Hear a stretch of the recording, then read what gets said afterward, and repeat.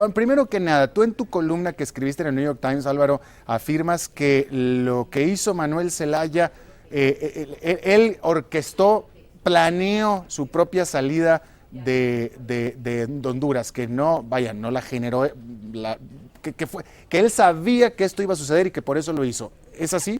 Mira, yo creo que sí, es decir, él tenía la ambición de quedarse en el poder, buscó una fórmula, la fórmula de, digamos, adscribirse al club del chavismo y de con ese aparato internacional forzar un poco al sistema hondureño. Cuando se dio cuenta que había una reacción casi unánime de las instituciones jurídicas y también políticas en contra de esta operación, pues entonces lo que hizo fue persistir de una manera tremendamente irresponsable, probablemente con la esperanza de provocar una reacción militar que lo convirtiera a él en un adalid de la democracia, en una víctima y en alguien, digamos, con un pues apoyo o respaldo internacional para algo que hasta ese momento preocupaba mucho en el exterior. La gente olvida, Alberto, que 2 días antes de lo del domingo, el viernes, hubo una resolución de la OEA muy distinta a las que se están dando ahora, una resolución en la que se llamaba a las partes en conflicto a buscar una solución. Por tanto, no se daba a Zelaya un respaldo porque se veía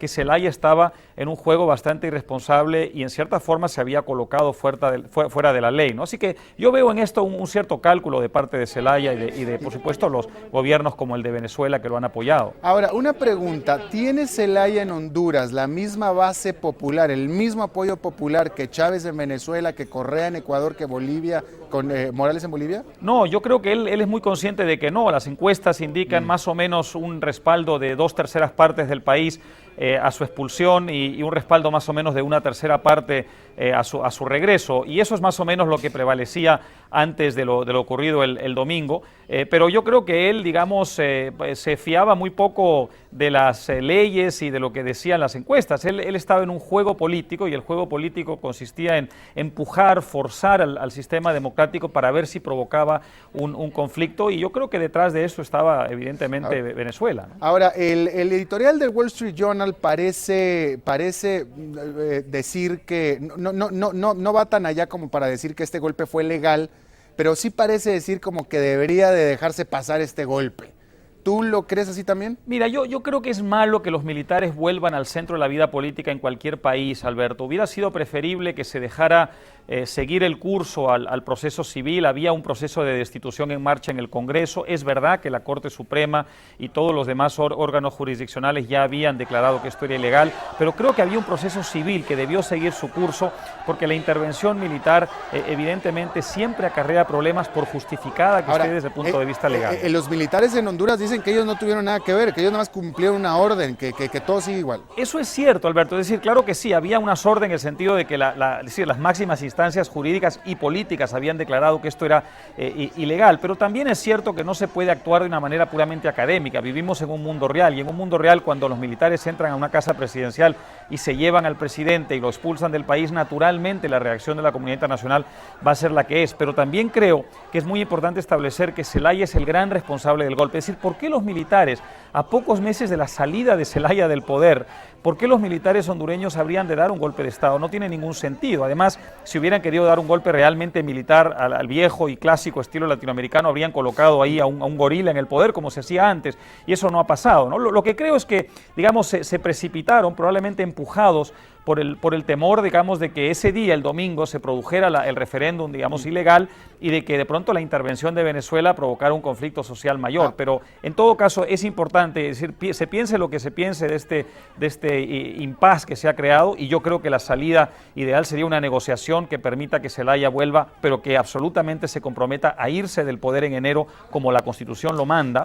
De todas maneras, es importante que las condenas vengan acompañadas de un análisis justo, y lo justo en el caso de Honduras es explicar que el gran responsable fue Zelaya. Esto no lo está diciendo la OEA, y creo que José Miguel Insulza, de quien soy amigo y a quien respeto, ha cometido un gran error aceptando el discurso que ha impuesto Chávez en la comunidad internacional con respecto a estos hechos. Precisamente, hablando de Chávez, el Wall Street Journal y tú también, bueno, vamos a hablar de ti, tú afirmas que aquí el que está avanzando es Chávez, y la pregunta es, ¿qué está haciendo Chávez bien y qué está haciendo Barack Obama mal en este choque de ideologías? Mira, todo el mundo le permitió tomar el liderazgo, fue el primero que salió, no solamente eso, sino que dictó, digamos, una interpretación de los hechos. Todo lo que ha hecho la OEA desde entonces, que además esto incluye una visita a Nicaragua de parte de José Miguel Insulza, donde había una reunión de los países del ALBA, es decir, el grupo de países más antidemocráticos que hay hoy día en América Latina, ha enviado la señal de que es Venezuela quien está imponiendo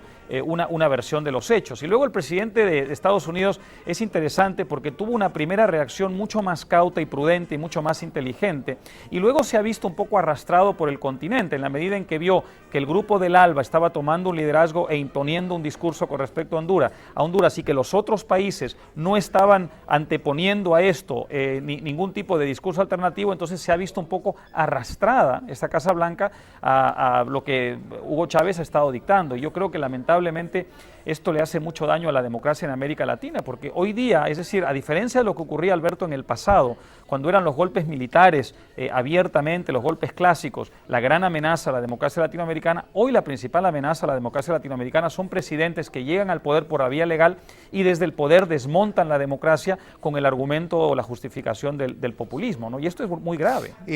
Hablando ahorita, acabas de mencionar populismo, pero ¿también echarías en esa bolsa también a los no populistas como Álvaro Uribe?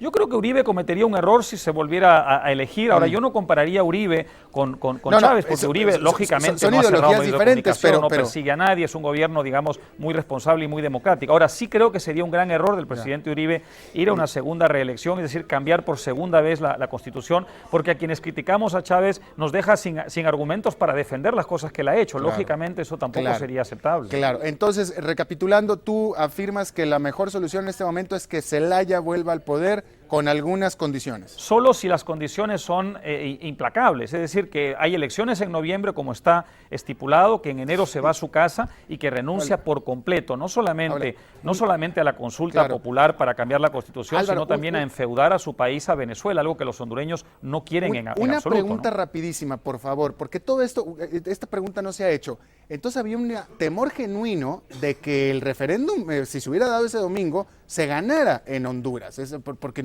evidentemente había un temor, por eso hicieron lo que hicieron. Yo creo que el referéndum no lo ganaba si se daba en condiciones legales, aunque la Constitución no lo permite. Por tanto, esto es lo más importante y lo que debe prevalecer. Exacto. Pero en cualquier caso, un presidente que organiza unas elecciones desde el poder con la intención de quedarse siempre tiene maneras de manipular, y yo creo que había mucho temor de los hondureños a que eso ocurriera, ¿no? A la chavización del proceso político en Honduras.